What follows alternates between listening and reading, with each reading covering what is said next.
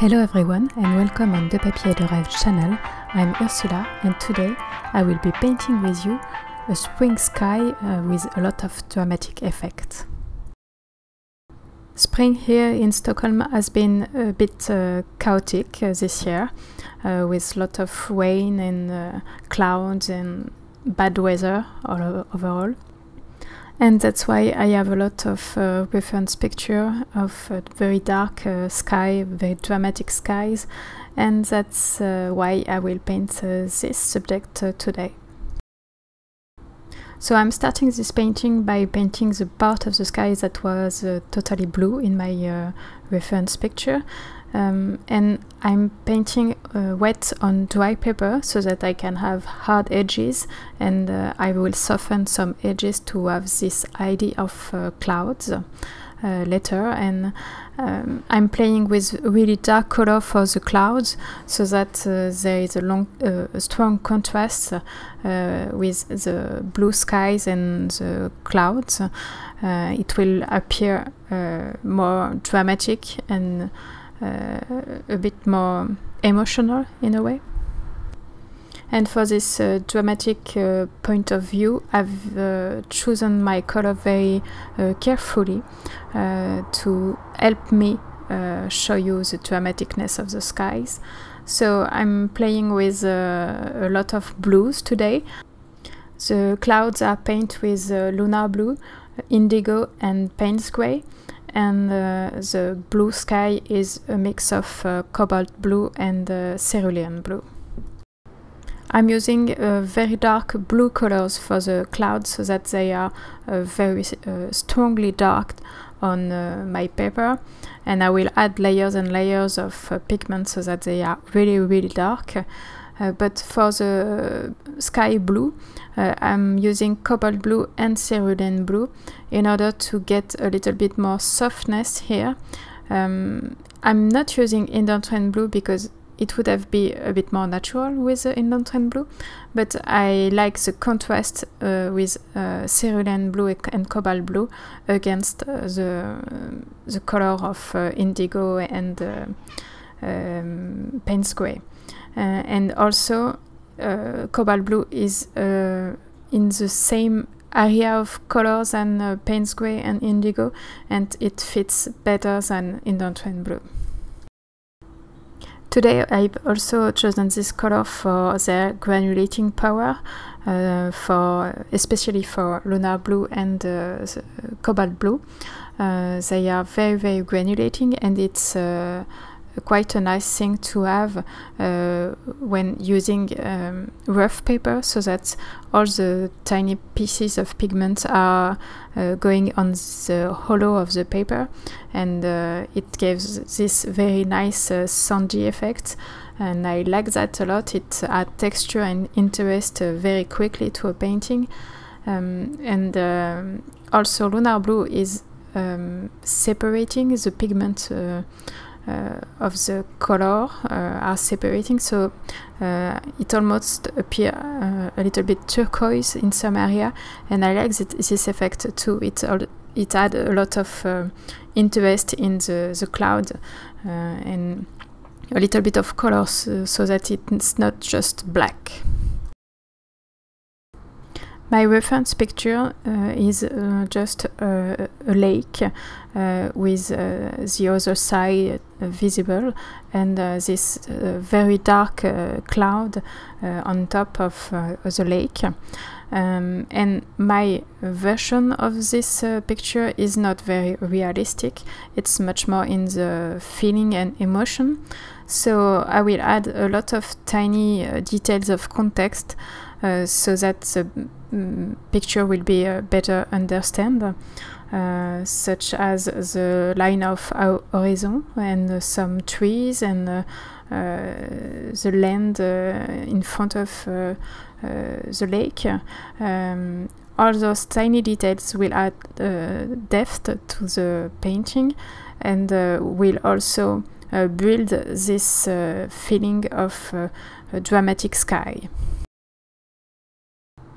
If I let this cloud alone on the page, it will appear very flat, and I want to build this depth in the painting with a background, of course, but also a foreground. And then for that I'm painting some trees that are near my point of view, so that it will reinforce the effect of depth in my painting. And with this add, my cloud will appear also a lot bigger because there is a reference of size.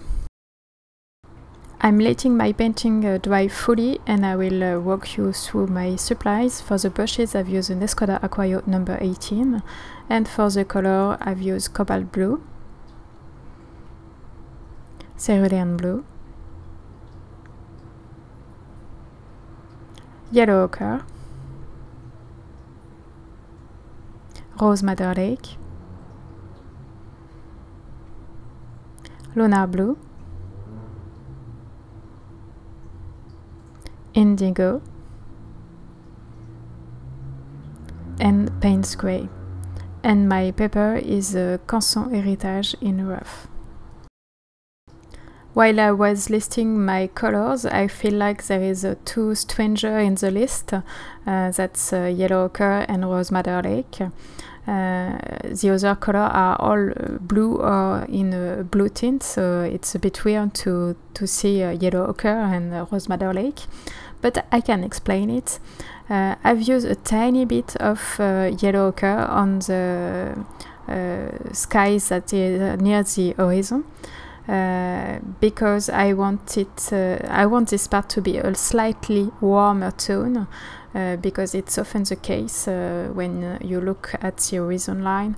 It's slightly a bit warmer at this zone.